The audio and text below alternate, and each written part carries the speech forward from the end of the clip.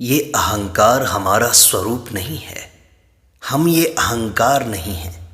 इस बात को समझाते हुए पूज्य स्वामी राम सुखदास जी कहते हैं, जैसे हम कहते हैं कि यह शरीर है, यह हाथ है, यह पैर है, यह पेट है, यह मकान है, यह दीवार है, यह खंबा है, यह मनुष्य है, यह पशु है, यह वृक्ष है, तो ऐसा कहने का अर्थ होता है कि हम अलग हैं और ये अलग हैं।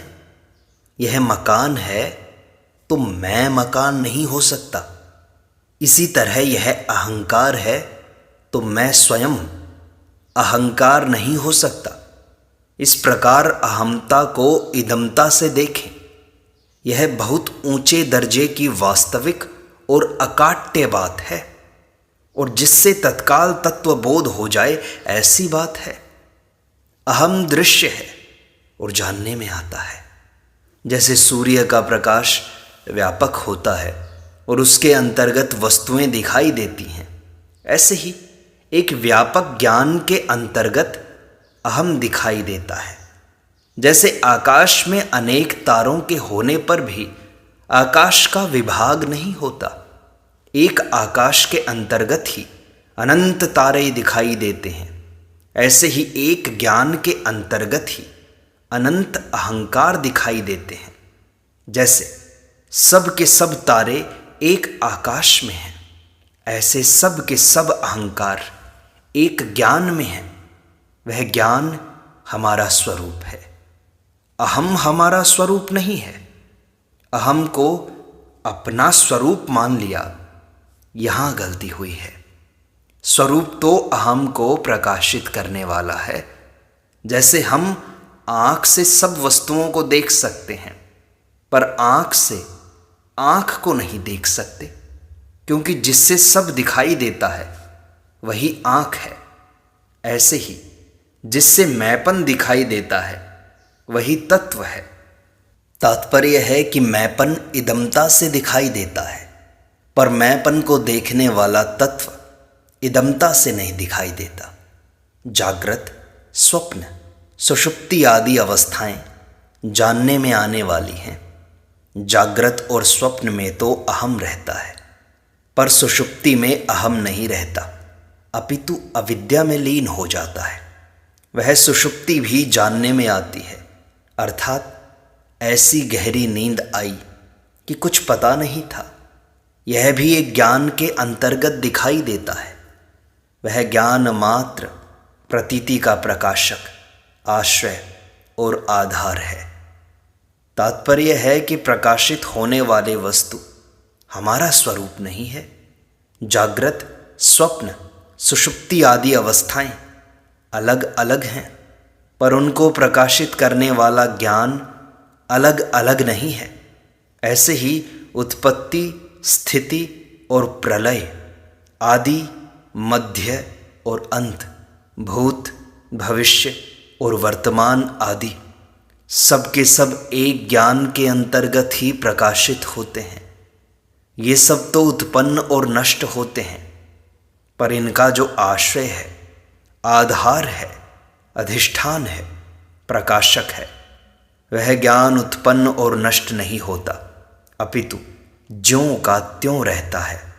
अहम निरंतर नहीं रहता, पर उसको प्रकाशित करने वाला ज्ञान निरंतर रहता है। उस ज्ञान की दृष्टि से अहम भी इदम ही है। जितने भी परिवर्तन होते हैं सब उस ज्ञान के अंतर्गत ही होते हैं। वह ज्ञान कहीं आता जाता नहीं, अपितु ज्यों का त्यों अटल रहता है। जैसे प्रकाश के अंतर्गत आदमी आते जाते हैं, पर प्रकाश आता जाता नहीं। सब आ जाएं तो प्रकाश रहता है, सब चले जाएं तो प्रकाश रहता है। थोड़े आ जाएं तो प्रकाश रहता है, कोई ना आए तो प्रकाश रहता है। प्रकाश में न कोई बाधा लगती है, न कोई हानि होती है, न कमी होती है, न वृद्धि होती है, न परिवर्तन होता है। संसार में कभी अनुकूलता आती है, कभी प्रतिकूलता आती है, कभी सुख होता है, कभी दुख होता है, कभी ठीक होता है, कभी बेठीक होता है, कभी नफ़ा होता है, कभी नुकसान होता है, कभी संयोग होता है, कभी वियोग होता है, कभी जन्म होता है, कभी मरण होता है, कभी रोग होता है तो कभी निरोगता होती है। ये सब तो अलग अलग होते हैं, पर जिसके अंतर्गत ये सब होते हैं उस ज्ञान में क्या फर्क पड़ता है? वह ज्ञान ज्यों का त्यों रहता है। उस ज्ञान का नाम ही आत्मा है और वही परमात्म तत्व है। उस ज्ञान के अंतर्गत ही मैंपना रहता है। इस प्रकार अहंकार को, अहमता को इदमता से देखें तो जीवन मुक्ति स्वतः सिद्ध है। एक साधक ने प्रश्न पूछा कि स्वामी जी, अहम को अपने से अलग स्पष्ट रूप से कैसे देखें? स्वामी जी ने उत्तर दिया, यह विचार करें कि हमें अहम का जो भान होता है कि मैं हूँ, यह एक देश में होता है या सर्वदेश में? प्रत्येक व्यक्ति को अलग अलग अपने अहम का भान होता है। अतः अहम का भान एक देश में होता है। मैं, तू, यह और वह, इन चारों का एक एक देश में भान होता है अलग अलग। चारों का भान जिस ज्ञान में होता है वह ज्ञान एक देश में नहीं है। उस ज्ञान में स्थित होकर देखें तो अहम स्पष्ट रूप से अपने से अलग एक देश में इदमता से दिखाई देगा। अगर स्पष्ट रूप से न दिखाई दे तो विवेक की जागृति नहीं हुई। विवेक की जागृति न होने का कारण है विवेक का आदर न करना, उसको महत्व न देना। अनादिकाल से हम मैंपन को अपना स्वरूप मानकर देखते आए हैं, इसलिए अपने से अलग स्पष्ट रूप से मैंपन दिखने में कठिनता होती है। अगर अपने विवेक को महत्व दें तो यह स्पष्ट रूप से अपने से अलग दिखाई देने लग जाएगा। अहम स्पष्ट रूप से दिखाई दे अथवा अस्पष्ट रूप से दिखाई दे, है तो दिखने वाला ही, दृश्य ही। यह निसंदेह बात है। एक कुत्ता घर के आगे बैठा है, दूसरा कुत्ता वहां आता है तो उसको देखकर वह गुर्राता है। कुत्ता देख कुत्ता गुर्राया, मैं बैठा तो तू क्यों आया? यह उस कुत्ते का अहंकार है। जो अहंकार उस कुत्ते में है और जो अहंकार हम में है, उसमें कोई फर्क नहीं है। अहंकार दोनों का वैसा ही है। अतः जैसे कुत्ते का अहंकार इदमता से दिखाई देता है, ऐसे ही अपने में भी इदमता से अहंकार दिखाई देना चाहिए। जागृत और स्वप्न में मैंपन दिखाई देता है और सुषुप्ति में मैंपन नहीं दिखाई देता। इस प्रकार मैंपन का भाव और अभाव दोनों हमारे जानने में आते हैं। जिसको मैंपन के भाव और अभाव का ज्ञान होता है, उस नित्य तथा चिन्मय तत्व का कभी अभाव नहीं होता और उसमें मैंपन भी कभी नहीं होता। इस बात की ओर विशेष लक्ष्य कराने के लिए भगवान कहते हैं, इदम शरीरम कौन्तेय क्षेत्रम इत्यभिधीयते एतद यो वेत्ति तम प्राहुः क्षेत्रज्ञ इति तद्विदः। हे कौन्तेय, यह रूप से कहे जाने वाला शरीर है, इसको क्षेत्र कहते हैं, अपरा प्रकृति कहते हैं। और इस क्षेत्र को जो जानता है उसको ज्ञानी जन क्षेत्रज्ञ परा प्रकृति नाम से कहते हैं। श्लोक के पूर्वार्ध में शरीर के लिए इदम शब्द और उत्तरार्ध में एतद शब्द आया है। व्याकरण की दृष्टि से इदम और एतत में अंतर है। इदम अंगुली निर्देश में प्रयुक्त होता है। इदम की अपेक्षा भी ज़्यादा नज़दीक को एतत कहते हैं। अतः यहाँ इदम शब्द शरीर के लिए और एतत शब्द अहम के लिए मानना चाहिए, क्योंकि शरीर में भी अहम ज़्यादा नज़दीक होता है। इस अहम को भी जो जानता है वह क्षेत्रज्ञ है। इस क्षेत्रज्ञ की परमात्मा के साथ अभिन्नता है। क्षेत्रज्ञम चापिमाम विद्धि सर्व क्षेत्रेषु भारत। अब उस क्षेत्र का स्वरूप क्या है, इसे भगवान बताते हैं। महाभूतान्यहंकारो बुद्धिर अव्यक्तमेव च इंद्रियाणि दशैकम च पंचचेन्द्रिय गोचराः इच्छा द्वेषः सुखम दुखम संघातश्चेतना धृतिः एतत् क्षेत्रम समासेन सविकारम उदाहृतम। मूल प्रकृति, समष्टि बुद्धि, महत्तत्व, समष्टि अहंकार, 5 महाभूत, 10 इंद्रियां, मन और इंद्रियों के 5 विषय, यह 24 तत्वों वाला क्षेत्र है।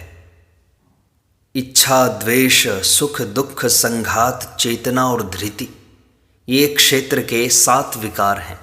इस प्रकार विकारों सहित यह क्षेत्र संक्षेप से कहा गया है। यहाँ भगवान ने 24 तत्वों वाले शरीर को तथा उसके 7 विकारों को इदमता से कहा है, एतत् क्षेत्रम। यहाँ विशेष ध्यान देने की बात है कि जब अहंकार का कारण महत्तत्व और मूल प्रकृति को भी इदमता से कह दिया तो फिर अहंकार के इदम होने में कहना ही क्या है। अहम से नज़दीक महत्तत्व है और महत्तत्व से नज़दीक प्रकृति है। वह प्रकृति भी एतत् क्षेत्रम में है। तात्पर्य है कि अहम हमारा स्वरूप है ही नहीं।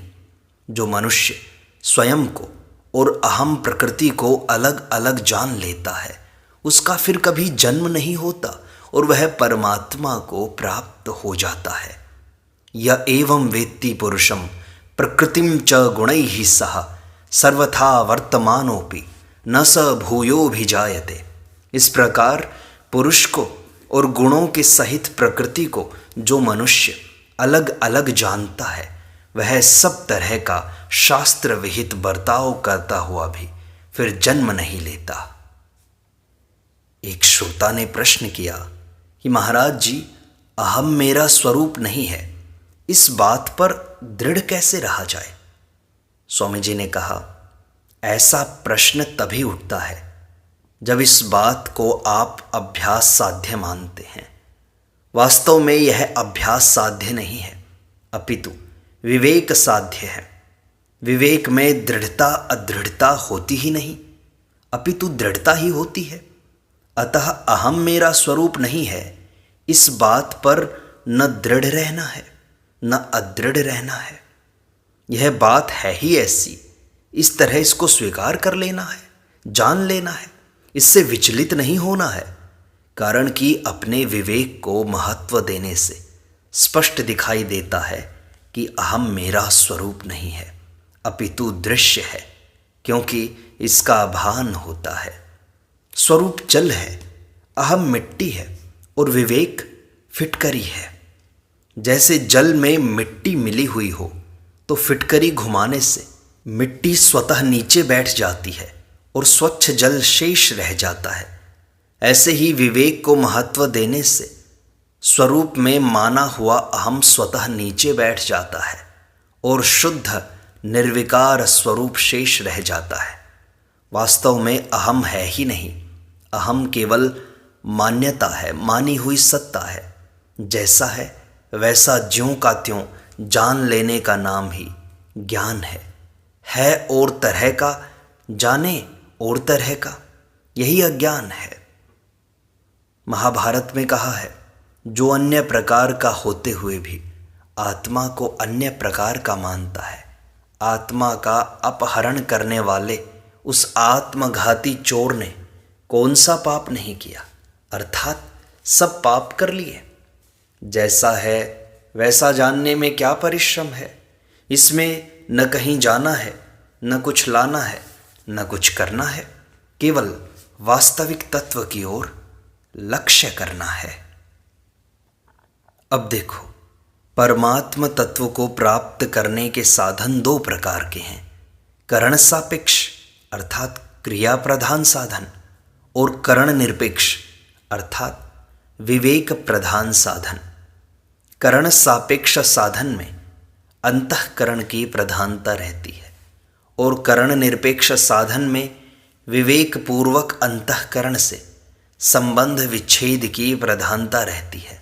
अतः उपनिषदों में आए यन मनसा न मनुते आदि पदों में करण निरपेक्ष साधन की बात कही गई है और मनसैव अनुद्रष्टव्यम, इन पदों में करण सापेक्ष साधन ध्यान योग की बात कही गई है। साधन चाहे करण सापेक्ष हो या करण निरपेक्ष हो, परमात्म तत्व की प्राप्ति करण निरपेक्षता से अर्थात विवेक की प्रधानता से ही होती है।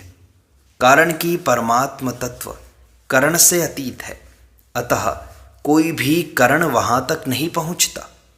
दृष्टांत रूप से यह कहा जा सकता है कि यन मनसा न मनुते इत्यादि पदों में फल व्याप्ति है और मनसैव अनुद्रष्टव्यम इत्यादि पदों में वृत्ति व्याप्ति है, परंतु दार्ष्टान्त रूप से यह बात ठीक नहीं बैठती। वास्तव में परमात्म तत्व की प्राप्ति में न वृत्ति व्याप्ति चलती है न फल व्याप्ति। परमात्म तत्व की प्राप्ति में वृत्ति व्याप्ति तभी हो सकती है जब वह वृत्ति मन बुद्धि का विषय हो, परंतु वह वृत्ति का विषय है ही नहीं, वृत्ति वहां तक पहुंचती ही नहीं। करण रहित परमात्म तत्व में वृत्ति कैसे संभव है? अनुत्पन्न निर्विकल्प तत्व में उत्पन्न और नष्ट होने वाली वृत्ति कैसे हो सकती है? यदि चेतन तत्व में वृत्ति माने तो वह गुणातीत एवं निर्विकार कैसे हुआ? पकड़ में आने वाली चीज छोटी होती है और पकड़ने वाला बड़ा होता है। नेत्रों से वही वस्तु दिखाई देती है जो नेत्रों की पकड़ में आ जाती है। इंद्रियों से उसी वस्तु का ज्ञान होता है जो इंद्रियों से छोटी होती है। कार्य में कारण तो रहता है, पर कार्य के अंतर्गत कारण नहीं आ सकता। जैसे घड़े में पृथ्वी तो रहती है, पर घड़े के अंतर्गत पृथ्वी नहीं आ सकती। प्रकृति कारण है और वृत्ति कार्य है।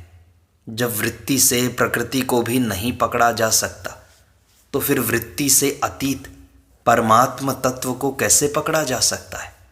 जब परमात्म तत्व तक प्रकृति भी नहीं पहुंचती, तो फिर प्रकृति का कार्य वृत्ति वहां तक कैसे पहुंचेगा? मनसा एव अनुद्रष्टव्यम, इसमें मन का सांसारिक विषयों से जड़ता से विमुख होना है। मन जड़ता से तो हट जाता है और चेतन तत्व को पकड़ नहीं सकता, तब वह थक कर स्वतः शांत हो जाता है। तात्पर्य है कि ध्यान योग में साधक अपने मन को संसार से हटाकर परमात्मा में लगाने का अभ्यास करता है। मन का संसार से हटना ही परमात्मा में लगना है। अतः वृत्ति केवल संसार के त्याग में ही काम आती है। जैसे लकड़ी को जलाकर अग्नि भी स्वतः शांत हो जाती है, ऐसे ही संसार का त्याग होने पर वृत्ति का भी स्वतः त्याग हो जाता है। अतः वास्तव में वृत्ति संसार की निवृत्ति में ही काम आती है, तत्व की प्राप्ति में नहीं। इसलिए मनसा एव अनुद्रष्टव्यम, इसका तात्पर्य निषेध में ही है, विधि में नहीं। जैसे कोई राजा रथ पर बैठकर रनिवास तक जाता है तो वह रथ को बाहर ही छोड़ देता है और अकेले रनिवास के भीतर जाता है। ऐसे ही कर्ण सापेक्ष साधन करने वाला भी अंत में करणों से संबंध विच्छेद करके अकेले ही परमात्म तत्व में प्रवेश करता है। जैसे रथ के संबंध से मनुष्य रथी कहलाता है, ऐसे ही अहम के संबंध से आत्मा जीव कहलाता है। जब वह अहम का संबंध छोड़ देता है तब जीवपना नहीं रहता, अपितु एक तत्व रहता है। इसलिए जीव को ब्रह्म की प्राप्ति नहीं होती, अपितु ब्रह्म को ही ब्रह्म की प्राप्ति होती है। ब्रह्मैव सन् ब्रह्माप्येति, तात्पर्य है कि जीव भाव मिटने पर एक ब्रह्म ही ज्यों का त्यों रहता है।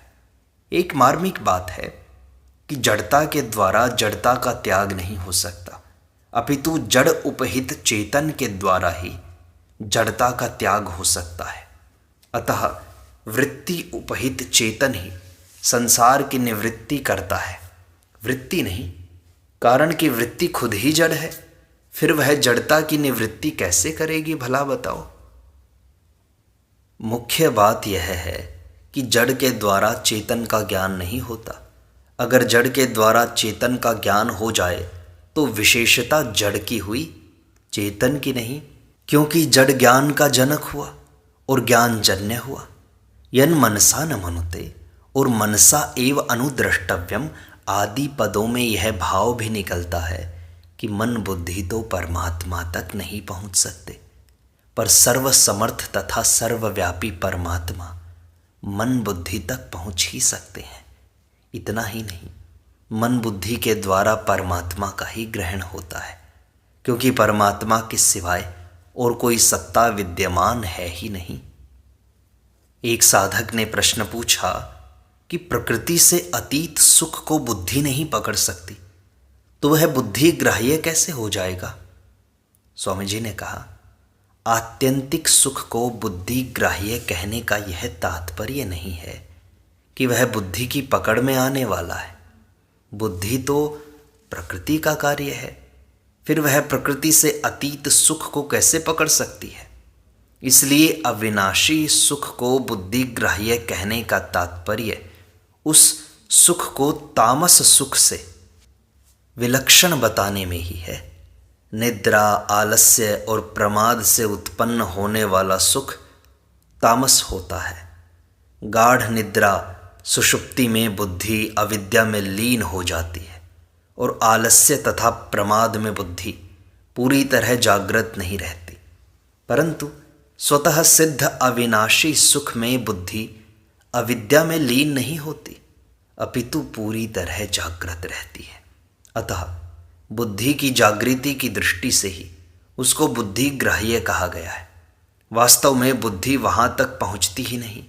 इसी तरह अविनाशी सुख को आत्यंतिक कहकर उसको सात्विक सुख से और अतीन्द्रिय कहकर उसको राजस सुख से विलक्षण बताया गया है।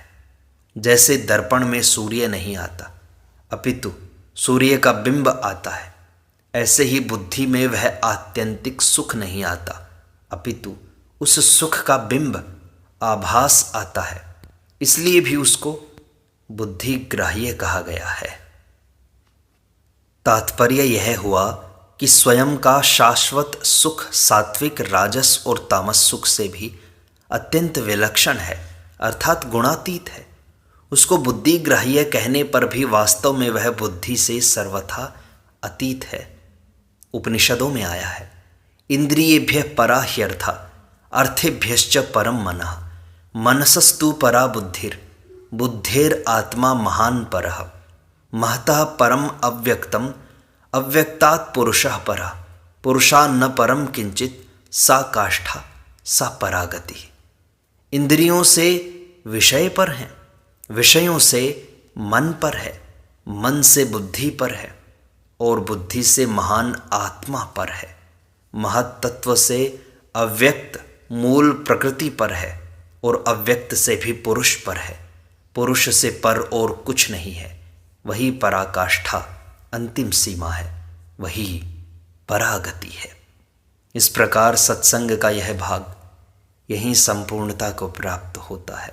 शेष अगले अंक में।